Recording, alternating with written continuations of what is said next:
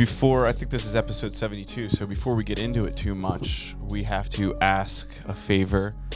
We need you to subscribe to the YouTube channel and like this video.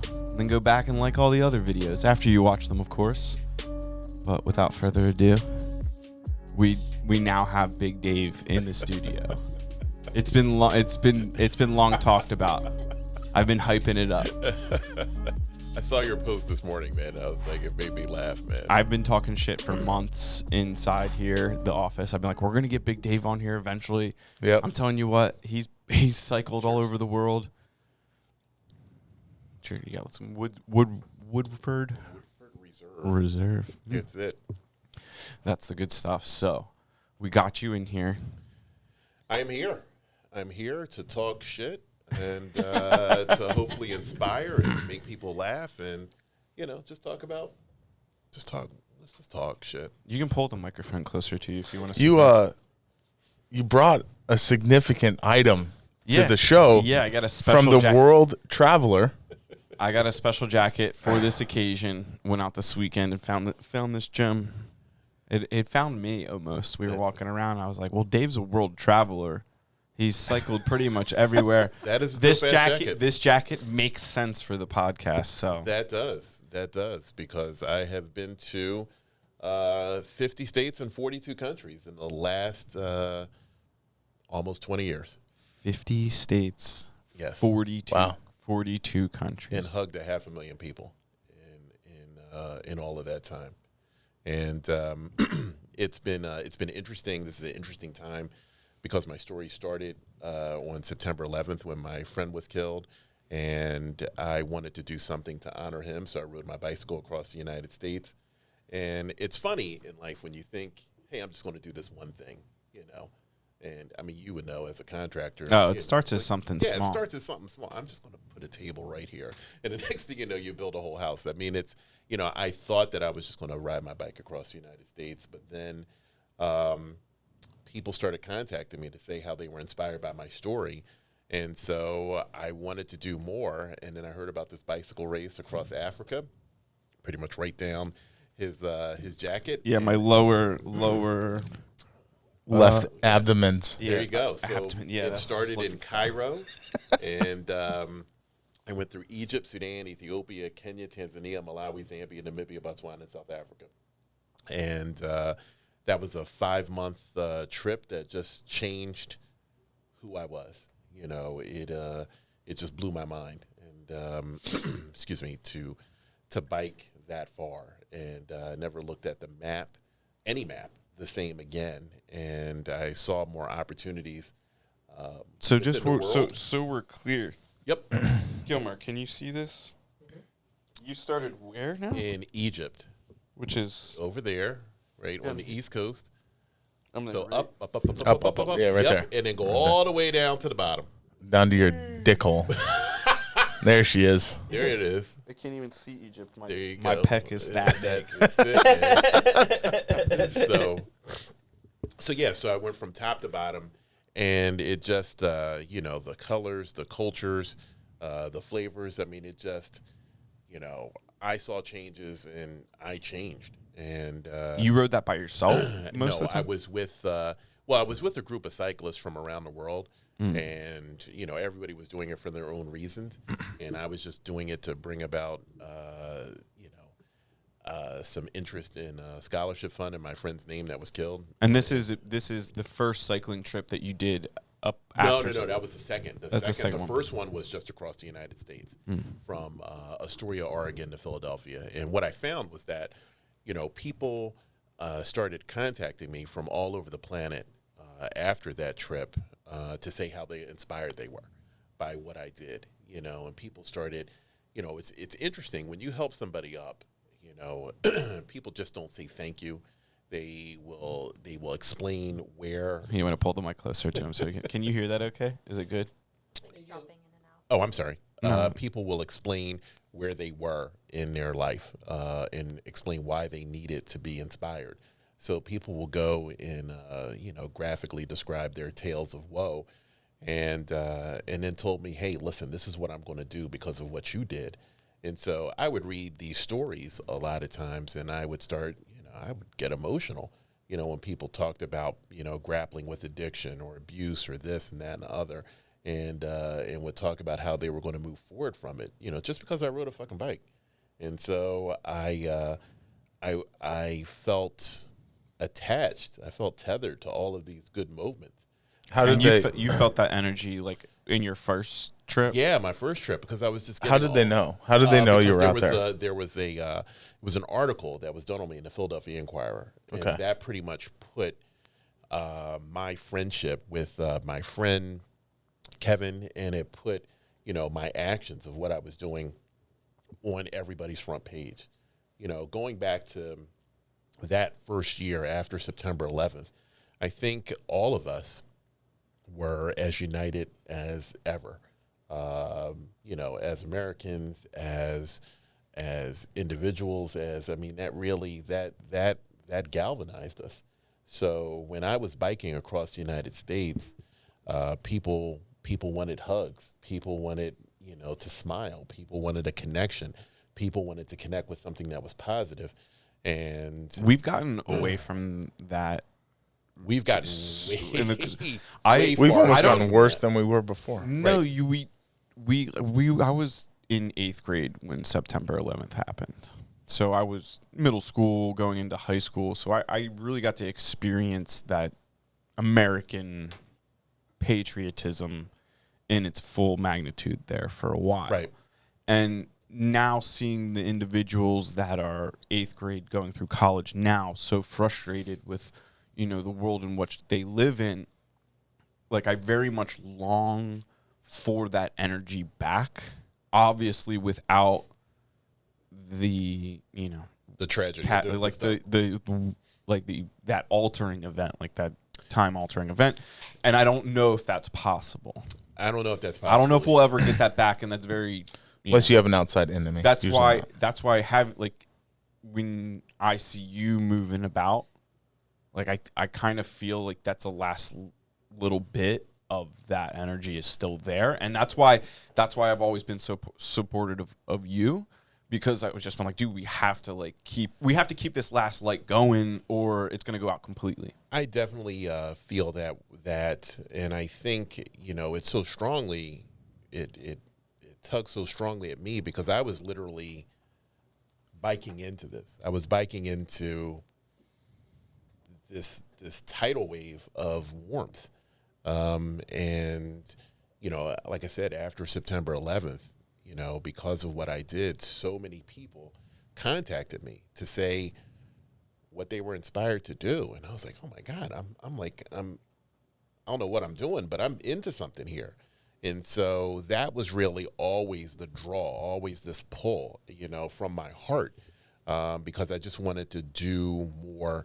And so I could see people do more. I just wanted to be a part of this, a little bit more things. So I next bicycled Africa, and, and it was there. How long after your first event was Africa? About a year and a half. Okay. So how did you decide to go to Africa? Like what was that process like? I heard about this bicycle trip across Africa 3 times within a week from 3 different sources in my life, independent sources. And it was, and when you hear about, it's like hearing a sale, right? You hear about a great sale on something from 3 different sources. You're like, oh, fuck, I got to go buy that shit, and that's how it was. And when I clicked on the map of Africa and I saw this line bisecting the continent, I was like, holy shit, I can do this. I can fucking do this. And it was something came over me. I fundraised like I never did before. I gave speeches like I did everything to do this. And I knew I was taking a huge chance with everything. And, and people were like, okay, I've never seen you this excited about something. And so, I didn't know shit about what I was doing. I never set up a tent before. I never did shit. I went out into that. There's no hotels in Africa as you travel. Raw as fuck. And, but, I was like, I was ready for the adventure. And each day I got better. really. I never went to the bathroom in the woods anymore. I mean, I was just like, So you show up. Do you You're start completely city, and you went far into it. Oh yeah, yeah. You start in what? Cairo. You Started in Cairo. Okay, so you get to Cairo, right? You've never been. This is amazing to me. You've never been to Africa, right? You get off the plane. Like, what's I that get like? off the plane. We meet at a hotel, and I'm nervous because everybody seems so seasoned, Right. and they have all this complicated camping gear and shit like that. Okay, this is how stupid I was. All right, so I set up my first tent, and I am proud. I'm like, I took a picture of it, and as I'm backing up to take a picture of it, I trip over a rock, and that's right near somebody else's tent. I look at his tent, and I was like, well, why has this tent got rocks near it? And I was like, I look at somebody else's tent, and they have rocks near it, and I was like, oh, fuck. Maybe this is some camping ritual. It's like, to the gods. So I go out into the desert in Egypt to go find some fucking rocks that I think are, suitable enough to go to the camping gods or whatever. I didn't know. And so I put rocks around my fucking tent and shit like that. And I do that the first night, second night, third night. And then it's like the fourth or fifth night, and I am walking to go get in the food line, and I trip again over a rock. But this time I notice that it is tethered to a rope that is pinning one of this guy's tent down. Right. And I didn't realize that all these people had these tents that needed to be tethered down. I had a self-standing tent, so I didn't need this. Right. And so I was like, man, I feel so fucking stupid. And I told my friend this, and my friend, she was like, Dave, I've been wondering why you've been putting rocks around your tent. And I was like, I just didn't know. And she's like, you're retarded. So you had this like self-sustaining big tent. They have these like little string-tied tents down to the ground. And so like I didn't know shit, and it was, I forgot to bring a pillow. So I stole a blanket from the airplane. I forgot to bring a plate. So I stole a plate from the first restaurant that we had. So everybody else has this, this nice camping plate, made of aluminum or something like that, and puts their utensils in it. And I had a ceramic plate from The restaurant. from the first hotel. And yeah, man. So I didn't know shit, man. I was dumb as hell, What man. day did you feel that you belonged? Because It took a few countries, man. It was maybe by the time Kenya, maybe. hold on, let me consult the map. Yeah, let's go back to the map. So it's beyond this is the why equator. I wore the jacket. Right. You guys made fun of me, but this was logic. Well, I actually also have a map. It's right underneath Ethiopia. Yeah, so it's beyond the equator. So you see where the green is, the light green, right there. So go a little bit lower, and right about there, that's where I felt comfortable. Hold on, let me consult my map. That's awesome. You really did have something up your sleeve. Ethiopia, okay, I see it right here. That is awesome, man. I don't know if it was on camera. So before we began, he was sitting there so fucking smugly. I have something up my sleeve, and I was like, "This motherfucker really did have something up his sleeve." This is awesome. John's daughter's at home right now, being like, "I'm missing page 10 of my book, Mom." Ron Paul's gonna find out. Oh my God! So yeah, that's so I great. didn't feel comfortable for a while. So that's a But- few days in because you started. That's a Days, that long was- way. that That's a was- third of Africa. Yeah, that's a month and a half in. So how long the whole trip take? 5 months. Oh wow! Oh yeah. So it was. I mean, that's a long time to be off the grid. That's a long time to be. Social media was Sort of around. sort of. What year was that? 2005, 2006. So it's just like MySpace, maybe. MySpace is going out. My top Facebook's friends, kind of coming in. So when you're riding, did you join up with like a group of guys that you kind of stayed together? Like how did that? Were everyone was kind of individual and you're spread out? It varied from day to day. There were some days where you stayed together, where you just wanted to talk to, Yeah. like, hey, where are you from? And stuff like that. And it was, some of those conversations that I had with some of those people were really life-changing things because everybody was there for different reasons. Yeah. And so some people were just looking for a big change in their life. Some people had some hard lives, and they wanted this to be the Kickstarter for things. So it was just really, really interesting. And I didn't know what I was looking for. I knew I was looking for something. So it was a time. It was a very special time. You were looking for adventure. I was looking for adventure, but I was also, like I said, here is this, here are all these people's stories in my head that had emailed me and reached out to me and stuff like that. And, and I was like, man, like I said, I'm exploring this connection. Like if I do more, will people do more? Will people follow me? So to speak. So in your book, this is your first book that you did. that is my first book called Traveling at the Speed of Life. Traveling at the Speed of Life. This covers your first trip in It the United covers States? my first, my first like 8 years after the September 11th, and it pretty much just takes you through what I was going through. I try to really write about what I was grappling with, how I was changing, what was driving me, just how I was changing.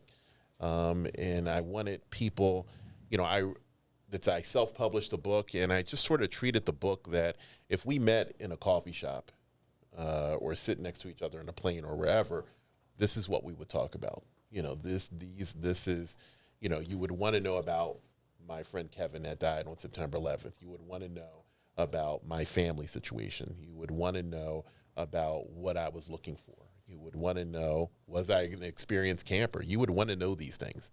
And so that's how I treated it. And it's just, as a conversation. And I wanted it so that when you put the book down, you would say, hey, I just met a cool dude.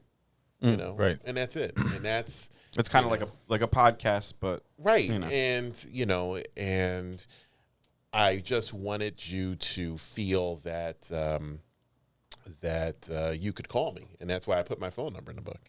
And, So you would just hand these out as you were traveling on the plane, or how did you get people to buy your books? I actually know someone who bought this book. You actually made me look pretty good one day. Did you get this signed beforehand? So I got your book as a gift before I met you, and somebody had it signed for me. So the first time I was out with the first time Andrew took me to where you work. the Union League. Okay, I don't know if I was allowed to say. Yeah, that's the fine. first time we went to the Union League, I saw you. I'd never met you before. I was like, oh my God, is that Dave Sylvester? And he's like, We're standing And there, he's and it like- was like the farmer's market Sunday, and Yeah. I like Right. took my mom and Ariel, and she's like, "Is that Dave Sylvester?" I'm like, "That's Dave." Yeah, I was And like- she's like, "Oh my God, I was I like have his book." fangirling. And I was like, "Yeah, I know Dave." I'm like, oh my gosh, I have a signed book from him, but I never met him. Oh my God. He's like, do you want to meet him? And I'm like, no, I'm afraid. That's an awesome story. That's awesome. I was starstruck. I was like, I know that guy. Well, I've seen his picture before. Well, I have his thanks. phone number. That's awesome. It's I'm glad I decided to write the book. That was, since September 11th, I've done nothing but take chances. I think in life, when you start taking chances and they pay off, you just keep taking chances. So that's why I've picked up hitchhikers in Alaska. Yeah, but I'm sure you've taken chances that haven't worked out. No, I mean, No. but I think it's all, Only home runs for the No, last. I mean, I wouldn't say home runs, but at least a single. Because I would think know. that like you've had to have come up against some sort of challenges. You've done fundraising. I mean, I've all done kinds stuff, of, but it's, it was never anything that stopped me, and I think everything is about how you look at it. And I always look at, what's the sunny side of this shit. And my attitude in life is that you can't stop me. At best, you can slow me down. but you cannot stop me. And as I have gone on in life, you know, that's what I believe. You can't stop me. So I don't really give a fuck. You know, people get so bent out of shape about so many things these days. You know, Republicans, Trump, this, that. What the fuck do I care, man? You can't take my smile. You can't stop me. You know, you can slow me down. You can annoy me. You can whatever, but you cannot stop me. I can only stop myself. Was there ever a time in Africa where you felt like you needed to stop? There were times where I was just, it was tough.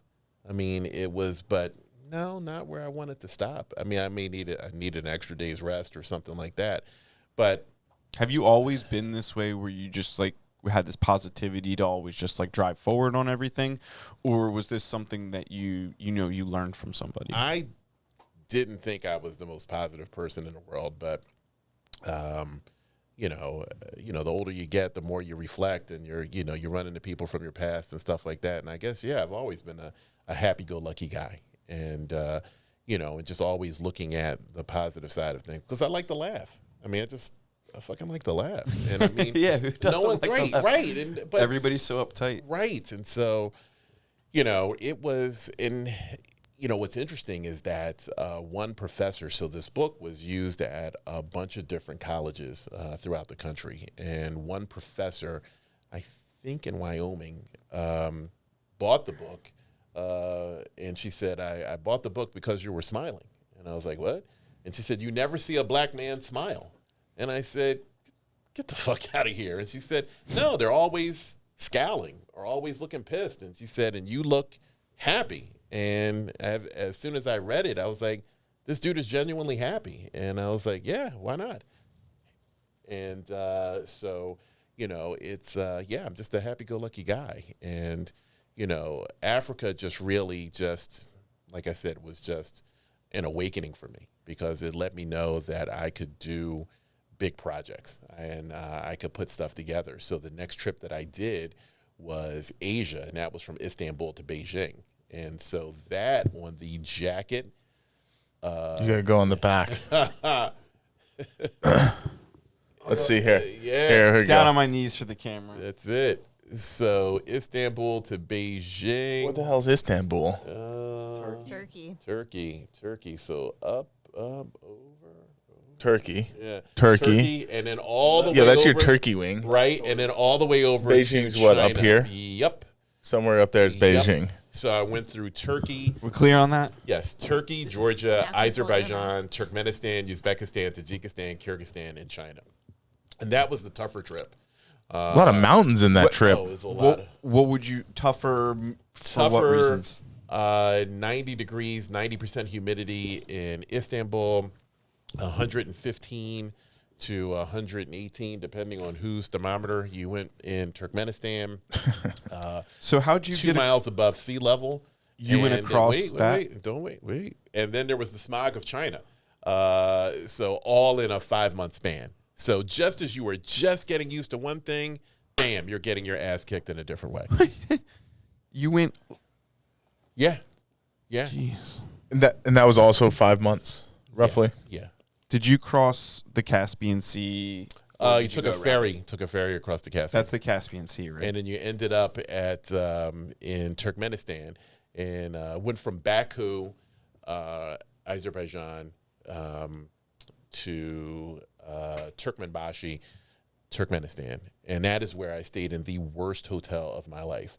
There were so many fucking roaches in this hotel that I ended up sleeping on a park bench outside. Yeah, it was fucking gross, man. Did you stay on that trip? Did you stay more in hotels as you went, or did you have to camp as well? It was a lot of camping, a lot of camping. And what did people say? Like you had planned camp areas, the same kind of ride with people, or it was the same sponsoring company, it was the same sponsoring company, and that was a tougher trip also because the group did not get along, and so we. How big is the group? The group was 25 cyclists from around the world, and so whereas with the Africa trip and my North America trip, the group got along. Like, we were friends. I still talk to them to this day. The Asia trip, we just didn't get along. And, there was just a lot of grousing, just a lot of whatever. And it was, we just didn't get along. And my group was a bunch of fun-loving guys. My friend Scott from Arizona, my friend Brian from Texas, and some other people. And, we're in China. There's fireworks everywhere, right? So we would shut off firecrackers. Yeah. Shit like that. And there was one guy that really didn't like firecrackers and looked at it as a very personable. What kind of terrorist doesn't like firecrackers? That's fucked up. So he just looked at it as a very personable, he just took it personally. And so I set off some firecrackers one time and he just had it. He was like, man, fuck you. Was he from America as well? No, he was Canadian. And he told me to clean up the remnants of paper, the red remnants of paper, because that was littering. And I was fucking littering, and I was bad for the environment, and I was a bad person, and this, that, and other. Like, and I was like, China right now. It's like the most polluted place on earth. I was just like, dude, man, fuck you. He was like, fuck you. So he said he was going to kick my ass. I said, that's news to me. He took a step towards me. I took more steps towards him. And he had these little flip-top sunglasses. And we got face to face, and he flipped up his sunglasses. And he said, I wish you would. And I could see the contempt in his eyes. And and at that point, it was, all right, once he said, I wish you would, I was like, your wish is my command, essentially. And so I just pushed him down. And for that, I mean, you're a pretty tall dude. Like he's on small. Well, Dave. listen, look. I pushed him down. That was wrong. All right, I didn't beat his ass afterwards. I didn't, I just the fuck out of my face. But for that, I was kicked off the tour, which meant that my bike and all my gear was offloaded, and I was 1,000 kilometers in 2 weeks from Beijing. And I had to find my way back. And that was, and you can read all about this in the chapter. What are you going to do when you're big, black, and scary? you had to be the tallest person in China. Yes. But the like thing was, by a A lot. lot. But the thing was that when I tried to get back with the tour, because this is the same tour company that You've been did with, the Africa tour. So they knew me. They knew that this blow up was an anomaly. And, the guy said, literally, he said, Dave, what do you want us to do? You're big, black, and scary, and we can't have you beating up riders. And I said, I didn't beat him up. I just pushed him. And it was an argument. It was just, and he said that I was big, black, and scary like 6 times. And it was one of those things that it was a gut check, because it was no one that knows me is scared of me. I threaten people all the time. Everybody's like, you're just laughing, you're just joking. But here I was, seen as this very scary individual, and I was kicked off the tour. And I had to figure out my way. Home, or I had to figure out what was important. And what was important was I had promised people that I was going to bike into Beijing, and I think it is during times of strife that you figure out what is most important. You figure out what your word is. And I had promised people that, I was going to do this. And, I gave my word, and I was not in a position. I was still of sound mind, body, and bike. And I was like, I'm going to keep my word. So I did what I had to do to bike into Beijing, which meant I had to throw away a lot of stuff that I bought and brought to that trip in order to save weight. And I honored my word by bicycling into Beijing to my supporters. There's no big sponsor for me. There's no. Right. Did bicycles. Some riders have big sponsors? Some riders did. Some riders did. Not necessarily big sponsors, but they had sponsors. Yeah, and so I did. So you had a volume of people. I had people. I had you. I had all these people that gave. They banked on me. I had people that think about this. I mean, I'd been getting letters for years from people from around the planet saying what my effort did for them in order to move forward. You know, that was my bankroll, you know, and it was, you know, it sounds corny, but I mean, these people believed in me. These people believed in me, and I couldn't let them down. And, you know, and so I did what I had to do, and I bicycled into Beijing, and it was a tough experience. It was something that was very emotional. So, you know, when I came back home, you know, Africa, the difference between Africa and Asia is just like night and day. It was, you know, I cry about the Africa trip because of how beautiful it was. I cry about the Asia trip because of how much of a gut check it was for me, and how, you know, it was just this, you know, I had a portion of this group turn their back on me, you know, and, you know, like I said, I was alone in Asia. Now, some of my friends would help me out and stuff like that, but I was still by myself. I don't speak Chinese. I speak English and I talk shit. When you said your friends helped you out, those are the friends that you're riding The friends with? that I was riding So on. were you trying to ride near them or with them? So I had to create, I called it the Shadow Tour. So, you know, these people are biking they're just biking free. You know, they're not carrying any gear. Now, all of a sudden, I'm carrying Because gear. there's support vehicles. Because carrying there's their support stuff. vehicles, right. I don't have a So support flats, vehicle. you got to fix flats. I You got to fix everything. flats. I got to whatever. I mean, at one point, I took the wrong directions, and I now had to figure this shit out. And it wasn't like, oh, I can flag down a support vehicle. I had to figure this shit out, and I had to trust my instincts, and I had to, you know, I just had to figure that shit out. And it's a stressful time. Do you think that moment was a more life-changing moment for you? Most definitely. I mean, I think that let me know I can endure a lot more. I'm a lot stronger than what I thought I was. Yeah. And I'm not saying, look, I'm not a badass, not by a long shot, but I am a lot stronger than what I thought I was. I was more than who I thought I was. And I think that, hold on a second, I think that anybody that's listening to this podcast, I would say, and please click the like or subscribe button, you know, that this is you are more stronger, smarter, whatever. You are more than what you think you are. If you can hear me now, just understand that you are. And if you have doubts about that, then call me. My number is 267-252-1974. I only have one phone, and let's talk about it. And let's talk about you getting better. Anybody that is listening to me, I firmly believe that. You know, it's I don't think that, you know, we push ourselves enough in life to do things, to be better, to be more. And I think the thing now, the trend now is to sort of bitch about stuff. And you know, and think, oh, if I click a like button or something, not on this, but I mean, if I click a like button or whatever, or put a hashtag, that all of a sudden be better. No, you have to If you work like at this, it. if you like this episode, you will be better. You will be better. And that's it. And so, I mean, everybody is stronger. You know, my whole story is, you know, you said, did I always take chances? I took a chance, and, you know, it wasn't rejected. You know, people bought the book. People got my book as a gift. People said my trips meant something to them. That's a home run to me.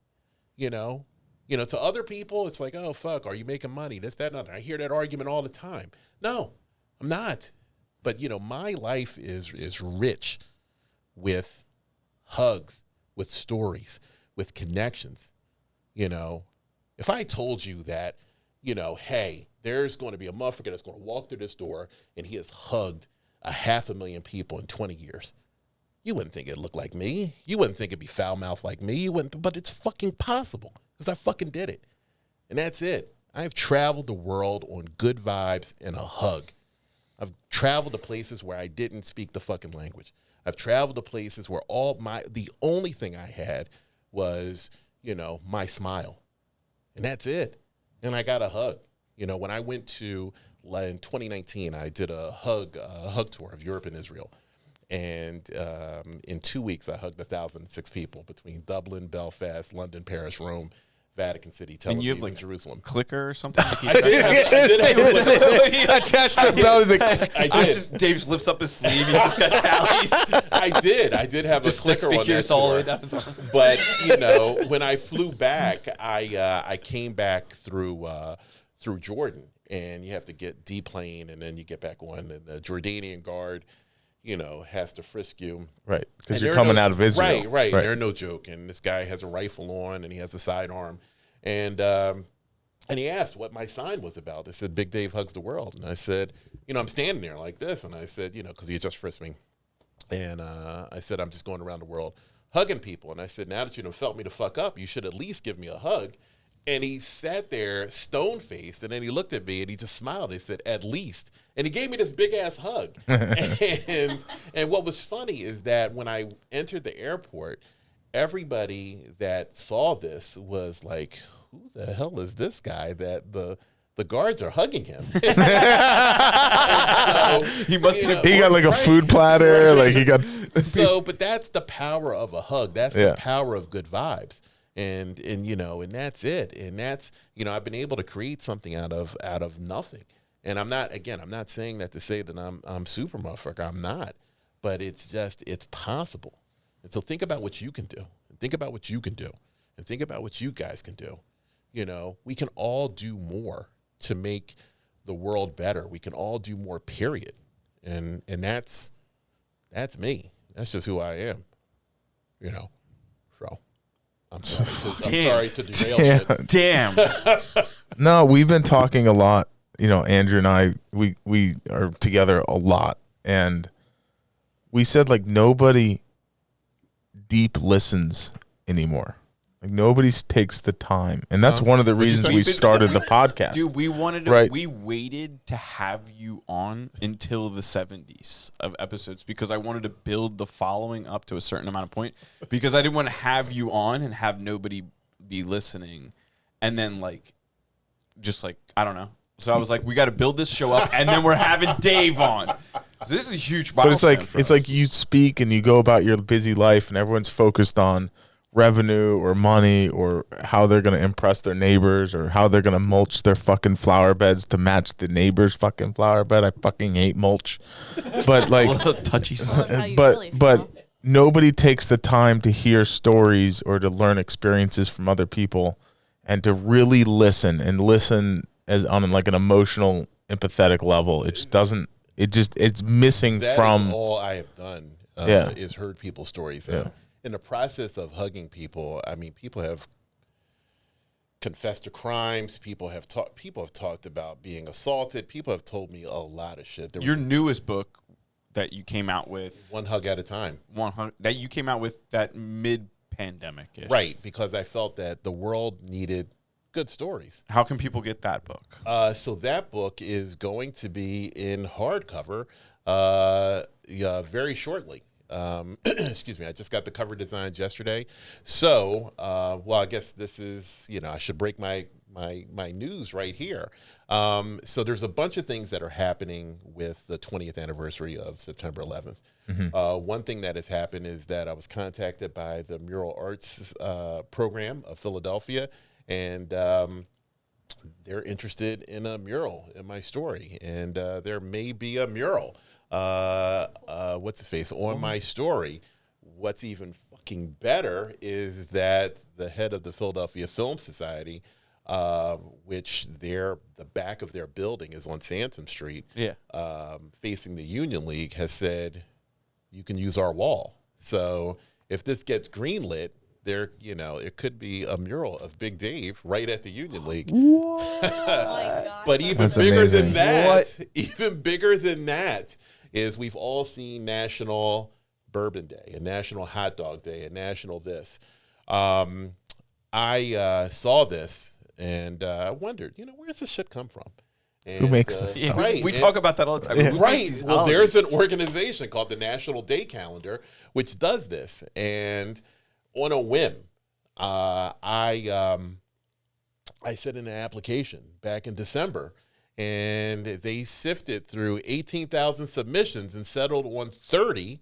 And from this day forward, September 12th will be known as National Hug and High Five Day.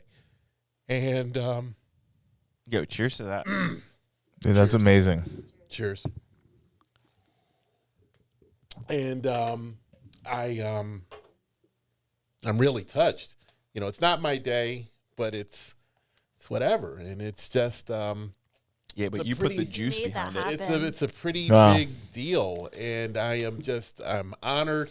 And when they called me to tell me that they accepted my submission, you know, I said normally I'm a smart ass. I have something smart to say with everything, but I said I can't.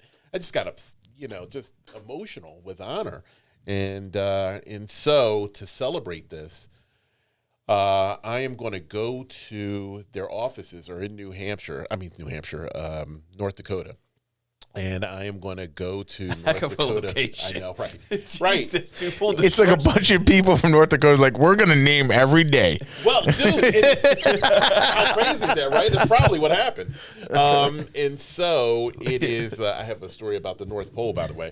I'll tell you in a second. But I'm going to go to North Dakota to get my official proclamation and throw a hug party up there. And yesterday I was speaking to the tribe elders of some Native American tribes and told them that I was just going to come up there and just wanted to throw a hug party. And they were just like, this is the craziest, coolest idea we've ever heard. How would you go to something? Would you drive or would you fly? So I'm going to fly there.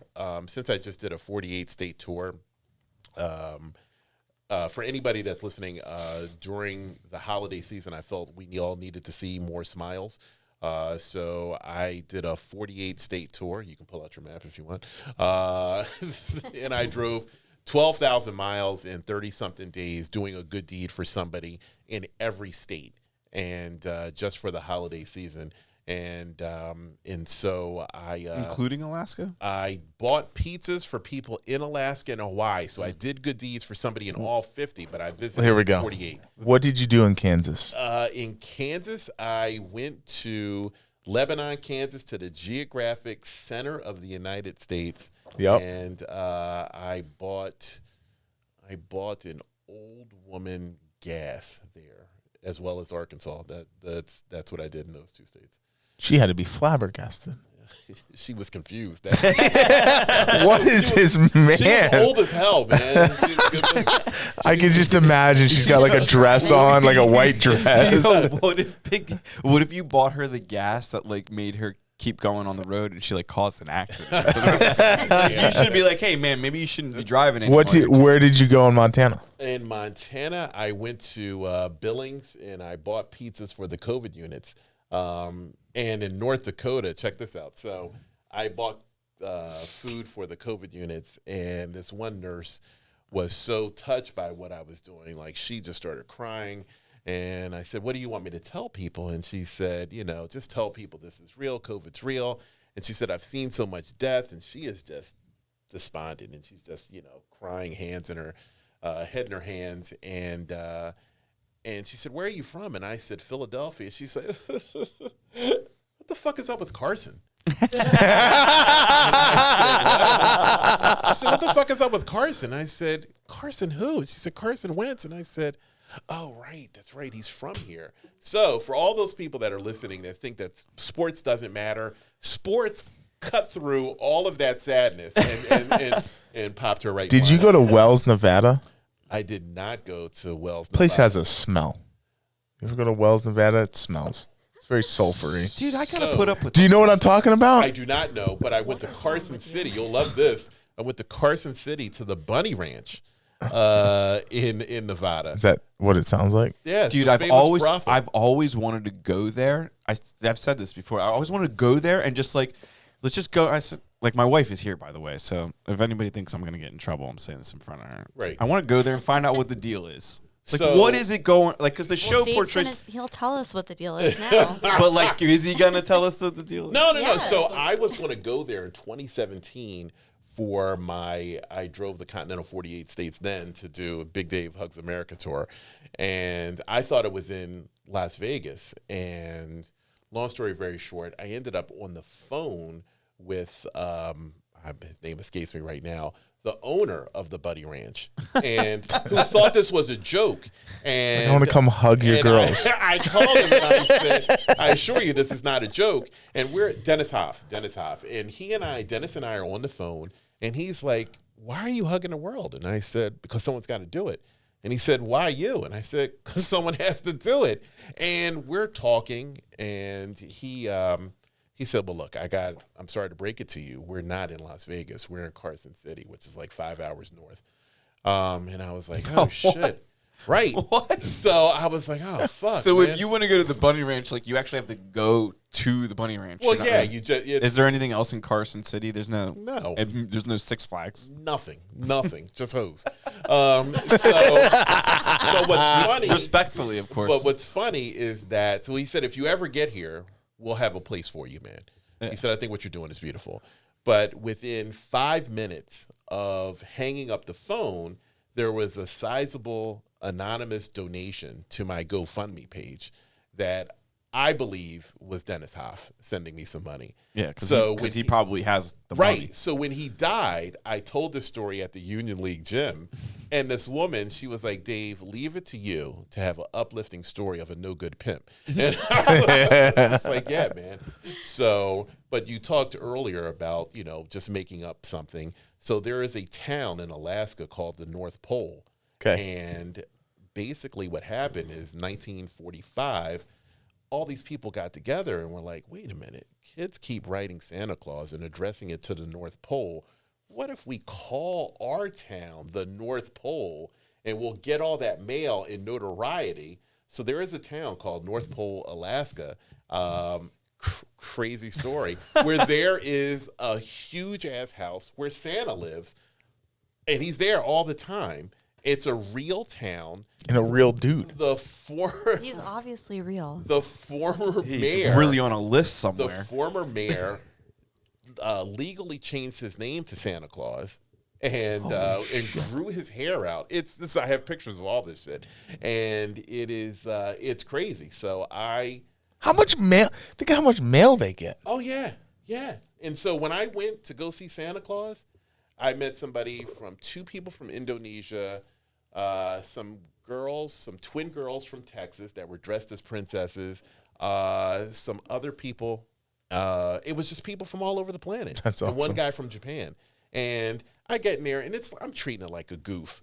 But then all of a sudden, you get in there, and everybody is just like, hey, how are you? And they're all very, very happy to be there. And, there's this velvet rope. People in Alaska. There's this velvet rope. And I'm just like, why are you seeing Santa today? And I was like, oh, I'm Gonna give him a hug. right. And so, As our YouTube channel grows, like in 5 years, I definitely see us like go. oh, to yeah, you places should. like this, You like, should. just to go. Because they were like, after they heard my story, they were like, well, let's go see Santa. And they took my hand. And with every step, I am regressing in age. So by the time I get there, I'm 7. Right? And I'm like, hey, Santa. Right? I'm like, hey, Santa. And he Did was. you The sit water on his fountains. lap? The water fountains have chocolate. I did, because Oh, Santa was wow. like, I said, Santa, I came all the way from Philly. He said, hey, I heard it. And he said, more than hearing it, he said, turn around. Look at what happened. And he said, those are people hugging each other. And there were people around the store hugging. He said, that's not me. That's all you. And he's like, man, this is beautiful. This is the most beautiful story I've heard. And so we sat and we talked for a little bit. And then he did like this. He said, I was like, oh man, this is awesome. So I will send you pictures. I will send you pictures of me sitting on Santa's lap, and it's wonderful, man. It's wonderful. So there are interesting things all over this country, man. You just gotta take the time and look. Just take the time. And I think, people ask me, what did I see this last tour, amid a pandemic, amid all the social justice issues, amid all of, the election, on the heels of all of that. The chaos. And I say, hey, listen, man, whatever you're looking for in America, it is there in abundance. All right? Yeah. It is there. You're looking for trouble, motherfucker, it's there. But you're looking for goodness, it's there too. I got pulled over for speeding in Arkansas. And the cop was like, I said, hey, what's up, man? I said, I was just going with the flow of traffic. And he was like, nah, man, you were dictating the flow of traffic. And I was like, oh, shit, man. I was like, that's funny. And he said, what's all this about? Because I had to sign Smile with Big Dave, and I told him what I was doing. And he said, listen, man, he said, I think you could do a lot more good if you just slow it down a little bit, man. Just slow it down. And I said, so am I getting a ticket? He was like, nah. And I said, can I shake your hand? And he said, it would make my day if you did. And that was it. And I went back to speed. I mean, you are from Philadelphia. Right. So it was, whatever you're looking for out there in the world, not just in the States, but in the world, it's out there in abundance, And like I said, if I have been able to travel the world on the wings of a hug and a high five, then really, like I said, think about what you can do. Like I said, I'm just a goofy guy that, makes stupid ass jokes and shit like that, and just like laughing and stuff. And it's just, and it's great. And I've just met, like I said, I've met a lot of people. I think a lot of times when people know that you are there just to make them smile, like that's your only mission, when they know that you've heard a lot of stories and you're not going to judge them, and most importantly, they know you're not going to be there tomorrow, people open up a lot. There was a guy I met in Nantucket who stopped, like he got right in front of me, and he said, I want a hug. He said, but you're probably not going to like me. I killed my best friend over a drug deal and blah, blah, blah, blah, blah, blah. Shit. So, he just stood there with his head down, and I didn't know what to say. And I said, well, I guess it was a good idea at the time. And he said, no one in 18 years has made me laugh about this. And I said, well, would you do it again? And he said, no. And from there, it started a conversation about, his road to redemption, about how he's finally got his friend's family to forgive him and stuff like that, and all the things that he's doing. And, we just had a moment. And, I think that it sometimes takes an effort to find an accord with people. But, I think most people want to do the right thing and want to be good and want to be just want to be. But I think sometimes it takes just a little nudge. I don't think people need to be turned around. I just think it just is just a little nudge, to see that it's okay. It's okay to be better. It's okay to say you want a hug. It's I've met a lot of guys who are like, oh, I'm not going to hug you, and then all of a sudden their boys leave and they're like, can I get a hug? Yeah, sure, man. It's all good. It's all good. But that's for people that don't want hugs, that's why high fives are there. And you had to switch it up with COVID. Right. Well, it was tough. It was tough. People still give hugs, high fives. Not as much. I mean, fist bumps, elbow bumps, and stuff like that. And and it's on the trip that I took in November, I think I had 7 high fives and 9 hugs. I think it was. We got to get the car company you drive a sponsorship on this, for you. Well, yeah. Well, it's what's funny is that I got a deal through Budget. The guy at City Line Avenue, his name is Luke. Luke is the fucking man. Luke, he didn't believe I was going to do this. Luke was this brother that when I returned the car, he was like, man, I did not think you were going to make it back here. I did not think you were going to run up 12,000 miles on this car. Yeah, how many miles did you put on the car? It was over 12,000 miles. Yeah. Yeah. That was, yeah. I mean, shit. I mean, over? Yeah. Like way over? No, like 12,300, something like that. Oh, damn. But it was a lot of driving, man. It's a big-ass country. Yeah. And did you ride by yourself that whole time, or did you, like... Yeah. I mean, because of COVID, I wasn't going to risk anything, you know. because it was still kind of new then. Right. Well, it was just... I just didn't want to take a chance. If I get sick, that's one thing. If you get sick and you're riding with me, I would feel bad, And so, yeah. So, and then with me there's nothing for me to do but do a good deed in the state and just keep it moving. So, yeah, I was like, yeah, fuck it. I'll drive 400 miles today. What do you do while you're driving? Listen to the radio, do a lot of bad singing, What was your favorite deed? What your favorite deed you did in the state? Is there one that sticks out? You sounded a little country there for a second. What was your favorite deed? Where was it? thought you said date. No, my favorite, maybe New Hampshire, because the people in New Hampshire were Good job, buddy. were so skittish of me doing anything for me that I fuck's did this guy? nothing. Right, that's exactly what happened. They were like, "What the fuck is up with this guy?" You know, I was like, "Hey, can I buy your gas?" No. I was like, "I don't want you to have my information." I'm like, "I'm not taking your information. I'm buying you gas." I don't know. Where's the money coming from? It's not. So I tried to offer 5 people, I think it was, gas. Is this cartel money? What is this? You know, right? And they were just like, I don't know. Gas? I don't know. Why are you doing this? I was like, yeah, fuck it. I'm out of here. You know, so that was my good deed to leave that state. Dude, You fucking New Hampshire. you want to hear the truth, though? I know of multitude of comics, and I forget what the name of the club is, but it's in New Hampshire that they just absolutely, like, a lot of comics just don't go to New Hampshire because the crowds always just suck. It's like Just well known. suck. It's well known in like the community. It was New weird. Hampshire It was people are a little weird. It was People a are afraid weird. to say yes. They don't know what they think they have to like are signing up for something. It was a weird vibe. Other than that, the thing that sticks out was Signing up for a hug. That's what they're signing up for. Pensacola, Florida. I'm just saying. Pensacola, Florida was interesting because I had in Alabama, I was at Penelope House, a domestic violence shelter. I made a donation there, and the executive director told me to go to Crasulo's Cheesecake Bakery in Pensacola, Florida. She's like, it's right down US 10. I was like, all right, bet I'll go there, but I don't like cheesecake. You know, it's just not my thing. So once I got there, I was like, what the fuck am I doing here? And so, You just look know, like a cheesecake guy. right. And so, but the executive director was so adamant that you have to go there. Good things are going to happen. I'm telling you, Dave, good things are going to happen. I was like, all right, fuck it. So I get to Crasulo's, and I'm like, and no one's in the parking lot. No one's in Crasulo's. And I'm just, I'm like, I don't know, man. I was like, I think I'm going to go. And then a family gets out of the car.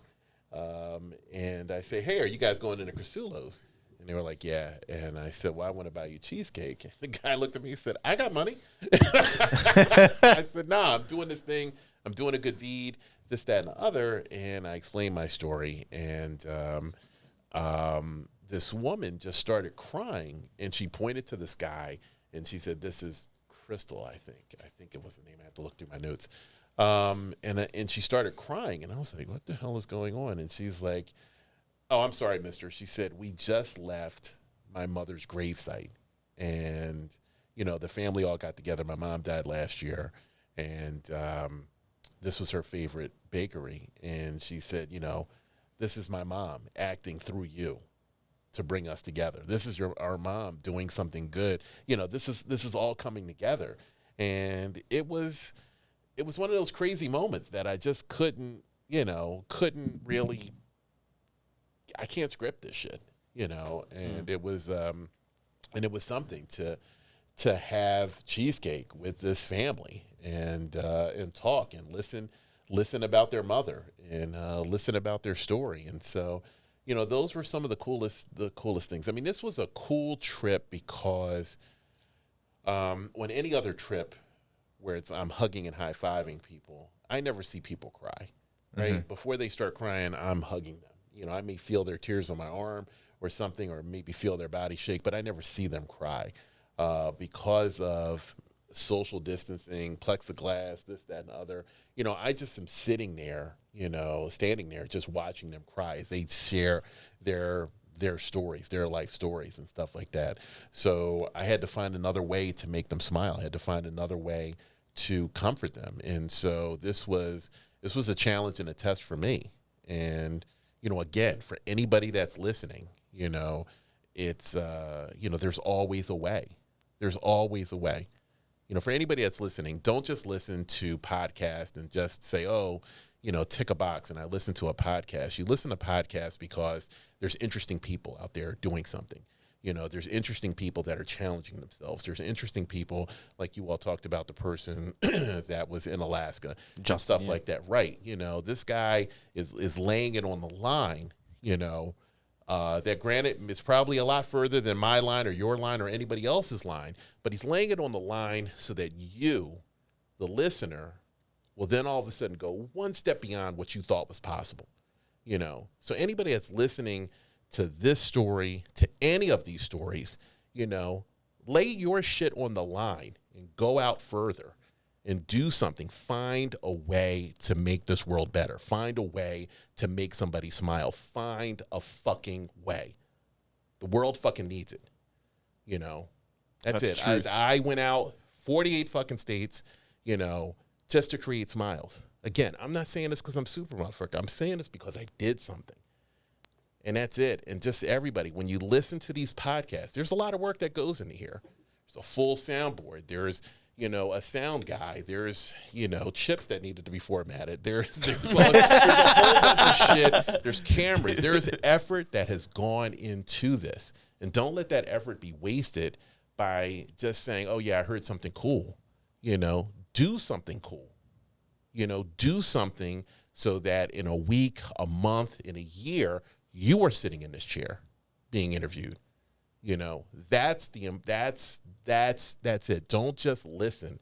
Do. You know, I don't know what camera I'm speaking to, whatever. Do This one right here. something. Do something. It is imperative. The world needs you. And that's it. And that's it. I know I sound like a crazy man. No, dude, you brought. I think I take it pretty crazy sometimes. So I think I probably just keep do you safe. something, I man. kept you safe. Just do something. So, and that's it. I just, you know, don't think that the opportunities in the world are for the other guy. They're for you. They're for you. You know, there's tricks that can be up your sleeve. There's maps that can be up your sleeve. You know, there's things that can be fucking done. And that's it. Remember, this started off as just me wanting to honor a dead friend, you know, 20 years ago. And what has it blossomed into? It started off with just an action. It started off with a sense of loss and wanting to do something. So would you made the original call at one of your lowest points in your life, Right? Because you needed to do something. To do something. I had no idea it was going to blossom into this. I You mean, just if got I up could and moved. if I could go back to September 12th, 13th, and we're like, hey, Dave, you know, you're going to go hug and high five the world, and you should call it that. Get the fuck out of here. I would have been like, it's fucking insane. Was your reasoning, like, was the cycling and the physicality of what you chose to do, like, what was the relationship between the physicality and then, like, the emotional state you were in? Like, I always wanted to bicycle across the United States. I also wanted to do, you know, Kevin was 10 years older than me. He was like, he and his twin brother were like my big brothers. I made them my big brothers. I'm the only boy in the family, and I just wanted brothers. I wanted somebody to wrestle with. I wanted someone to do shit with. And, you know, Kevin and Kelvin were, as, you know, the simplest way to put it, the first coolest guys I ever met. You know, these guys were just fucking cool. And as I got older, these were guys you grew up on your street. yeah, your neighborhood? they were right down the next street, and they were the sons of my parents' best friends. And so, you know, I just palled around with these guys, or I should say, these guys let me pal around with them, because 10 years is huge. 7 and 17, 10 and 20, like, you know, Right. fucking ain't letting my dumb ass hang around for, you know. But They're almost it like was- your mentors in a way. right, and they were. But, you know, as I grew up into a young man, they were there for everything. Driving lessons, college applications, sports, whatever. These guys were good. These guys these were the men that I wanted to be. And so, you know, I owed them that. I owed them something significant, you know, and biking across the United States was the most significant thing I could think of at the time. And You were already into cycling when you made I was this already choice? into cycling. I had done some triathlons and done some other stuff, but I had never done anything like that. No, yeah. Yeah. So it was Who casually Do you bikes think- across the United States? Yeah. Do you think when people started writing you, telling you how you positively affected them or changed their life or gave them that spark, do you think part of that was like you were giving back maybe like what these two brothers had given you, and that's why that like emotional connection feels there? I wasn't thinking that at the time, but looking back on everything now, like I said, this is time at 20 years. This is a great period of reflection for me. Yeah. And so yes, I can clearly see these connections now. Yeah. But yeah, I just wanted to, I'm fortunate in so many ways. But just think of how many people you've helped, where you hug somebody and it's not that, it's just a compounding effect. They may go, may go talk to their long lost friend that they haven't talked to. They may go help the local homeless guy and like give him, just because they got a hug. Like you don't ever know where that's all going to lead. Selfishly, like I was just pumped for him to come here today because I knew it would just like carry on through the rest of my week. Yeah. But I got to see Dave, so like I would just be like the energy. Like when you meet someone, they're gonna take that positivity to the next meeting, to the next person, and it's and that's how I feel about all of this. It's just I'm going to give what good vibes I can. I'm going to do what I can to make you smile. And if that means that I'm the butt of the joke, okay, that's fine. That's why I don't mind going to foreign countries and stuff like that. And I know I'm going to mispronounce a word or do something or whatever. It's fine. But let's give people a moment. Let's give people laughs. So what's next? You got another trip? So outside of going to North Dakota to go get my proclamation for September 12th, I am going to go up to Rugby, North Dakota, which is the geographic heart of North America, the center of North America, and I'm going to throw a hug party there as well at the heart of North America. And then after that, when's that going? Do you have a plan, like a date for that? That will be in July sometime. Okay. That will be in July. I picture your version of Burning Man. After that, I don't know. I mean, I think, after 20 years, it will be, I don't know. I don't know what it's going to be. This will either be a capstone and I can say, hey, listen, I did my best to make the world a better place and, whatever, and that's it. Or it can be morph into something else. I honestly don't know. I am just really, for the first time in 20 years, I am not planning anything beyond, September 12th, and I just want to, let's just see what happens.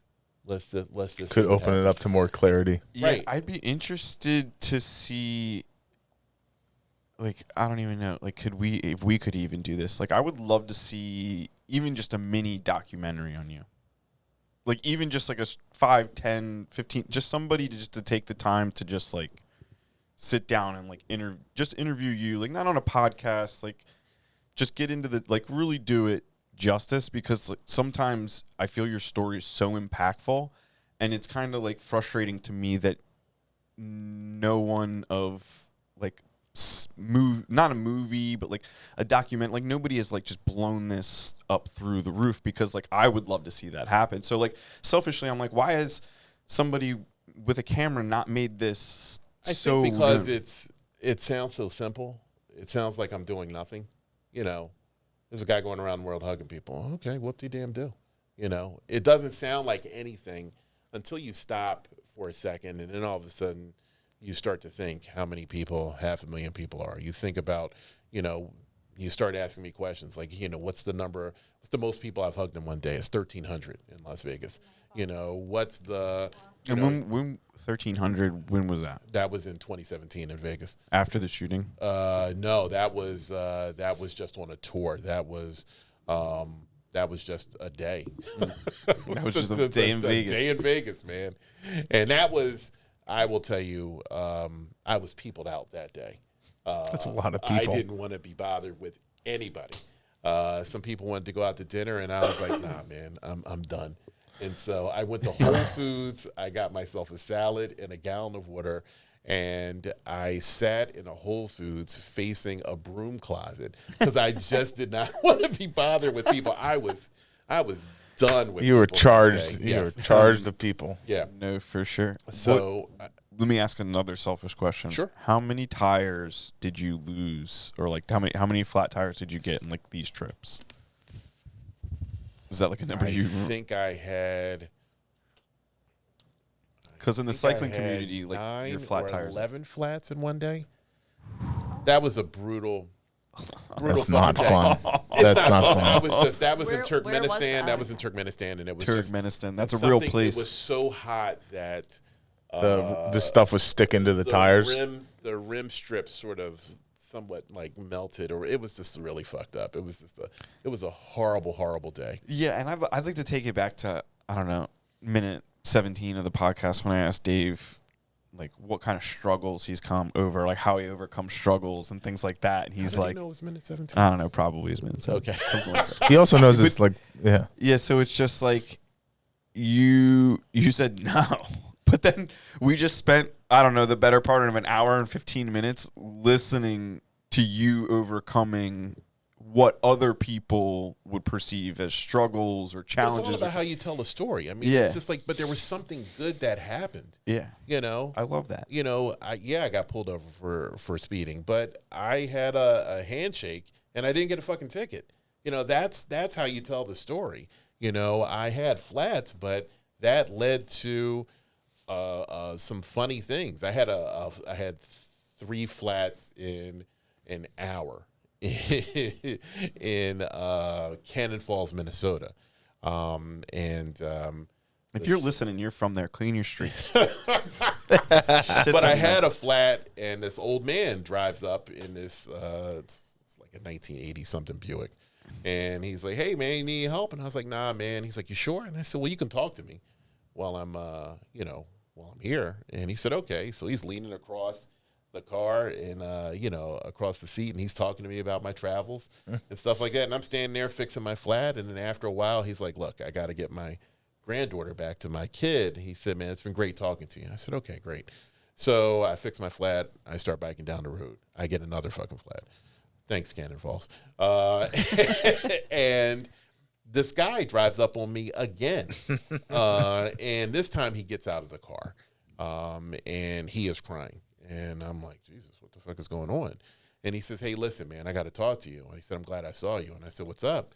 He said, "Listen, I don't have much longer to live. I got a bad diagnosis." And he said, "No one knows this except me, my doctor, and now you." And he said, "All I've been thinking of since I got this diagnosis a little while ago is the world that's going to be left for my granddaughter." And he said, and I've been scared because it's a fucked up world. And he said, "But talking to you for a few minutes made me feel better about that world. And I just want to say thank you. Keep going. And I think I'm going to tell him today." And he said, "Thank you." And he gave me a hug. And we stood there and we cried together. And that's it. And so there's a couple ways you can look at this story. Cannon Falls has fucked up streets. Okay. All right. But there was this beautiful moment that happened that I was a part of. And that's it. I think that, where we choose to end stories is up to you. You can end stories at the flat or at the point where you're like, "Oh, fuck, curses, drat," whatever. Or you can end the story at the point of uplift that comes down later. So for anybody that's writing the story of their life, end the story on the up note. There's a thing called another fucking page. Just keep fucking writing until you end up on a good note. Then end the fucking story. And that's it. So I don't, I could tell stories about, falling off a bike, whatever, and when I fell in Virginia and the stem on my bike broke and stuff like that, and I had this huge cut here and a cut on my head and this, that, and the other, and people actually left the parking lot to go inside this restaurant to laugh at me. That could be where I end the story, but that's not. What happened was I went into this store, to this diner, and I asked everybody anybody to give me a ride because my bike was, inoperable at that point. And this black couple chose to give me a ride. And I was like, "Thanks." And I refused to sit inside the truck because I'm bleeding all over and shit like that. So I'm sitting in the back of this car, in the back of this pickup truck bed, with my broken bike. I'm wondering what the fuck I want to do. I'm bleeding from everywhere. And this couple stopped the car real short. And the woman opened up the back, and they were the only black people in this diner, right? And she said, "Now look," she said, "I want you to know who to giving you a ride. It wasn't any of those white folks you asked first.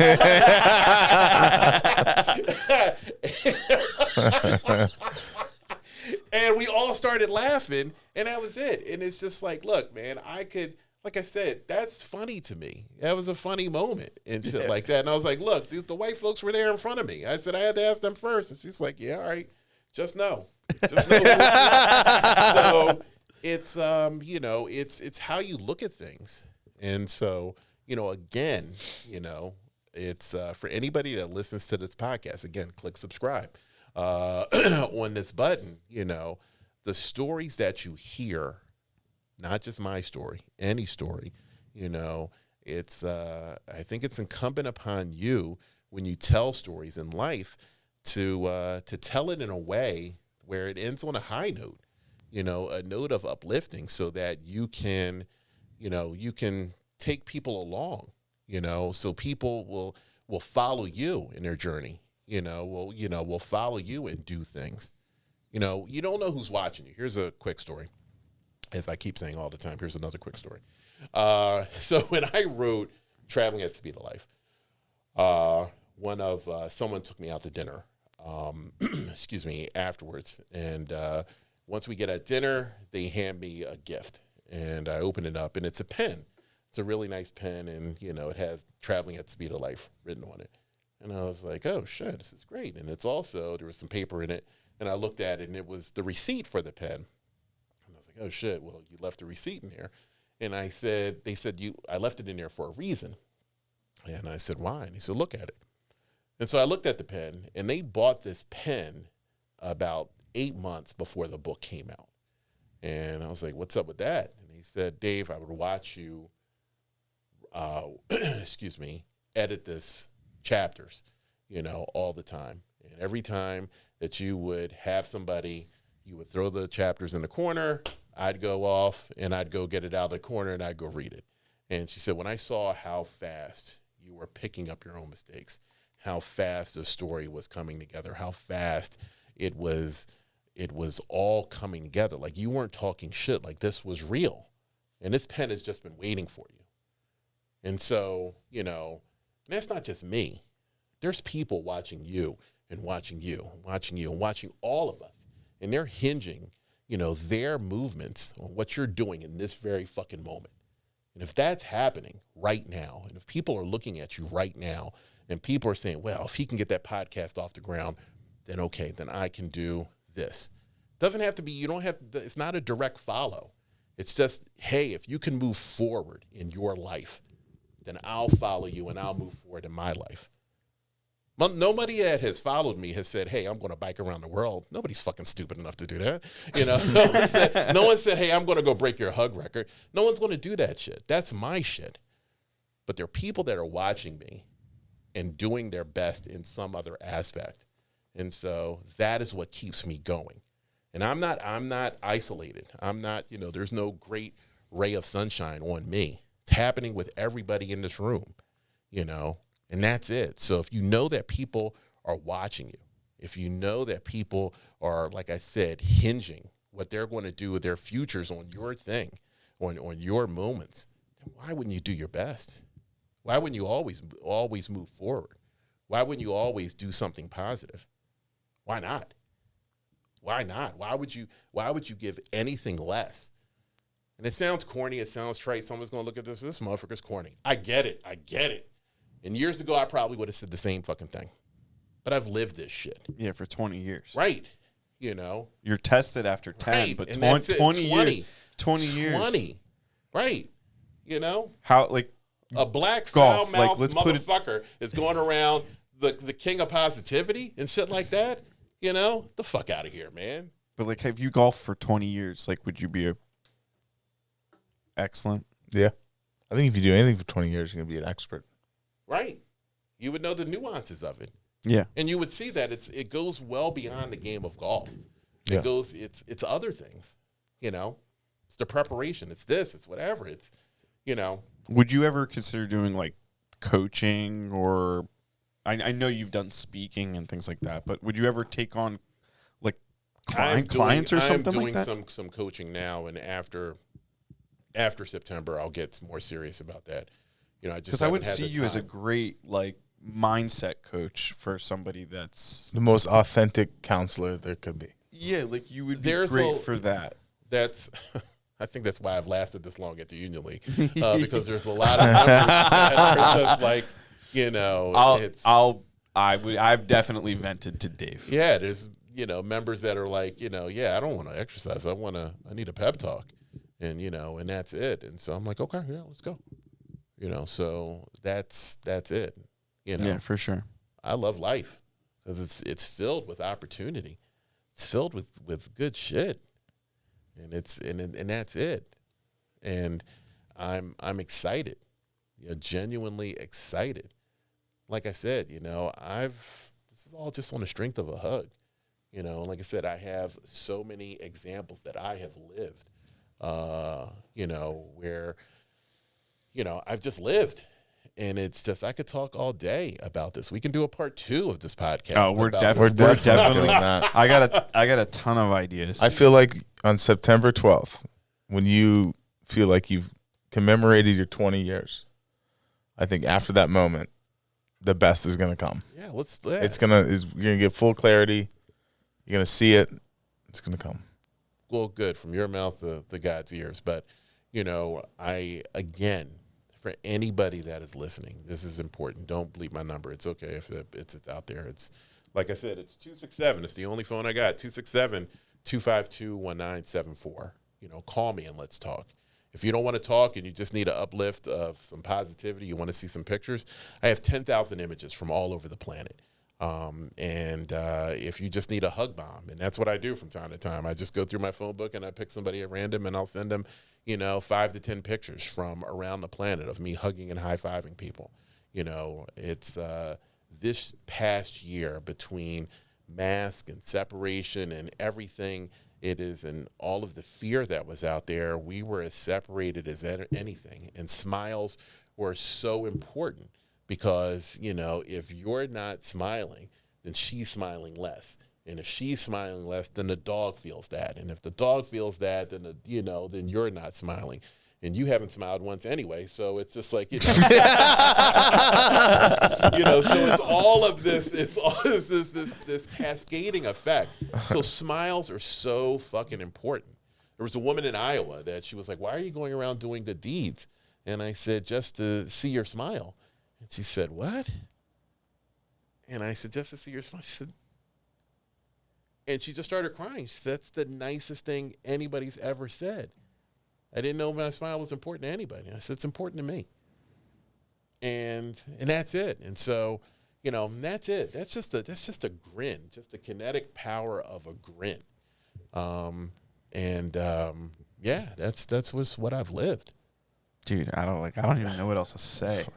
It's great. Yeah. This has been fantastic. Dude, I appreciate you so much. Thanks for coming thank you. on and just appreciating you. And how can people find you? The Human High5 on Instagram, and that's probably, you know, I post, you know, pictures all the time. Pictures of him and dogs. Pick him. It's right. That's what he's doing in the coronavirus. That's it. You know, but I'm davidhalesylvester.com. I mean, I'm easy to find, you know.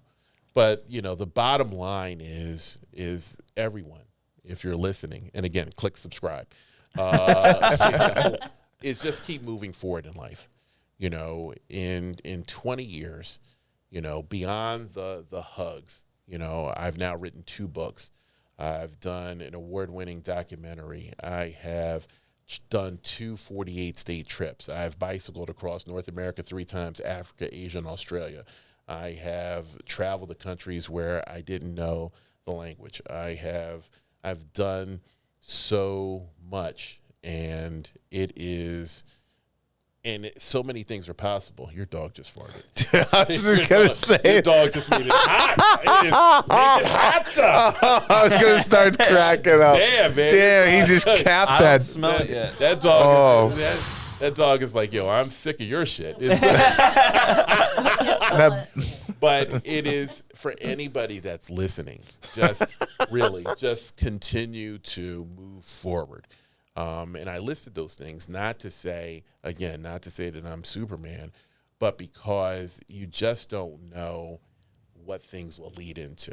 And each of those things that I've done has revealed itself, has opened up a door to another opportunity in life. So wherever you are in your story, if you find yourself stuck, just reach out to me and just understand that good help, good vibes, and good people are out there.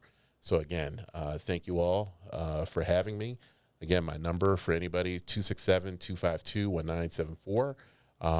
And really, click the like and subscribe button, because these stories are important, not just for people to go up and just tell them. We're not up here just telling people just to tell shit. This isn't some banter of a street corner. We're up here telling stories so that one day in the future, I will be listening to your story. So please, everyone, just keep moving forward in life, and peace.